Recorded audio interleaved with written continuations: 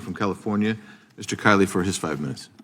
Thank you, Mr. Chair, for calling this hearing. It's a hugely important topic, and we have often seen this arms race develop between criminals and law enforcement when it comes to the use of technology, where criminals innovate and law enforcement has to innovate in turn, and it's a matter of just trying to sort of keep up. But with AI, it's a totally different ballgame in the sense that the development of new capabilities is happening so quickly, and the nature of those capabilities is often emergent and surprises even the people who train the systems. And the ways in which they are being applied is equally unpredictable. To me, it seems that integrating AI into law enforcement operations, it's not just a tool at this point, it's absolutely essential. But it's a tremendous challenge and requires a lot of expertise. So it seems to me that we need to be thinking very seriously about how we can have coordination and how we can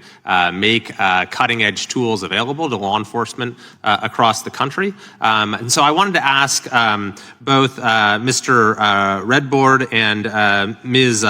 Perumal, if I'm saying that correctly, about your thoughts on this. I know that you have a law enforcement background, and I know that you actually worked at Google, and I believe it was just a couple days ago that Google announced that its cybersecurity AI platform for the first time detected and defeated a software vulnerability in the wild that was known to malevolent actors. So maybe if you could both address kind of the role of the public and private sector in meeting this challenge.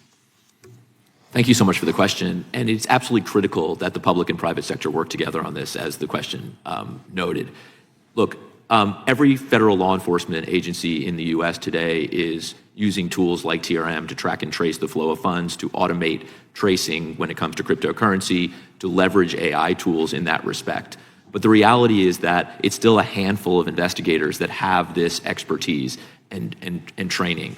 And as we move from crime on city streets to crime on blockchains and in cyberspace, we're going to need every agent and investigator, not just federal, but state and local, to also have access to these types of tools and training. And as you mentioned, cyber criminals are now using this more and more, and will eventually be using this at scale.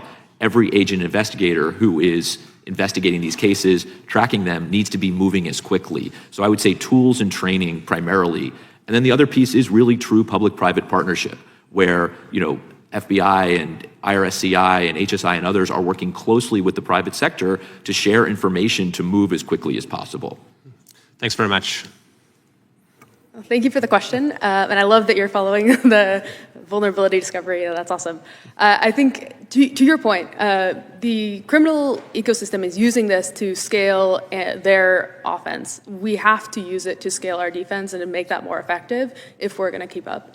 And there's a lot of ways we can do that, from better detecting malware to better understanding the tools and tactics they're using, better detecting the scam messages. I think if we can enable, as I said, the public-private partnerships, which we keep repeating, but I think if we can make it easier and much faster to adapt as the criminal ecosystem adapts, that makes us a lot more effective. And there's so many opportunities. If you even think about all the reports of scams that maybe we already have access to, or law enforcement has access to, if we can just go through that data and find the trends, using AI to speed up and scale investigations is a way that we can really keep pace with the criminal ecosystem. One more thing I would add to that is that, historically, and I was a prosecutor for a long time, we investigate specific cases, right? There's an instance of crime, and we need to investigate that specific case.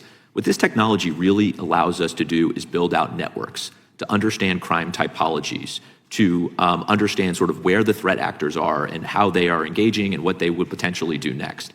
And it's an extraordinary moment when it comes to not just law enforcement, but how to disrupt adversaries from a national security perspective. So I think with this technology, and I think you got to this in your question, really enables is not just sort of the one-off harm that's been done to an individual, but how do we build out networks of cartels, of fentanyl dealers, of scam networks in Southeast Asia and elsewhere. And this technology, connected to blockchain intelligence, really allows us to do a lot of that today.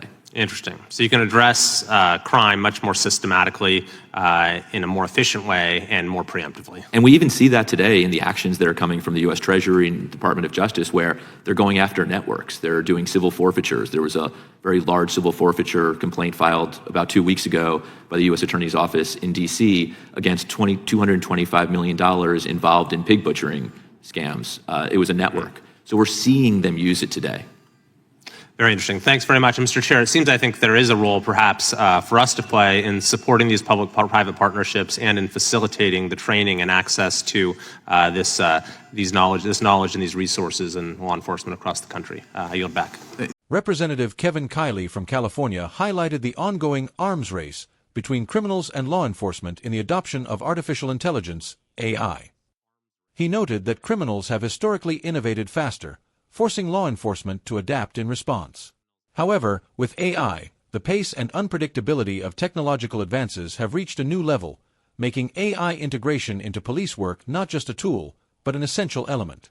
Kiley emphasized the need for coordination and access to cutting-edge AI tools for law enforcement agencies across the country. He pointed out that while federal agencies have begun using AI technologies to track and trace cryptocurrency flows and detect cyber threats, only a small number of investigators currently possess the expertise required to use these tools effectively. The shift from traditional street crimes to cyber and blockchain-based offenses demands expanding AI tool access and training beyond federal agencies to include state and local law enforcement. The criminal ecosystem is increasingly leveraging AI to scale up their offenses, making it crucial for law enforcement to match this growth in capability to keep pace. Experts agreed that public-private partnerships play a critical role in this effort. Sharing information and collaborating between government agencies and private sector entities is vital to quickly adapt to evolving threats. AI can accelerate investigations by analyzing large datasets to identify emerging scam trends and threat actor networks. One significant advantage of AI is its ability to move law enforcement beyond isolated case investigations toward understanding broader crime typologies and mapping criminal networks. This systemic approach can disrupt large-scale operations such as drug cartels and scam rings, allowing authorities to act more preemptively and efficiently. Recent enforcement actions, such as the U.S. Treasury and Department of Justice's civil forfeiture case targeting over $225 million linked to pig butchering scams, demonstrate how AI and blockchain intelligence are already being used to tackle complex, organized criminal enterprises. Overall, Representative Kiley and the experts underscored the urgent need to support law enforcement with the necessary training, tools, and partnerships to effectively counter the rapidly evolving AI-driven criminal landscape.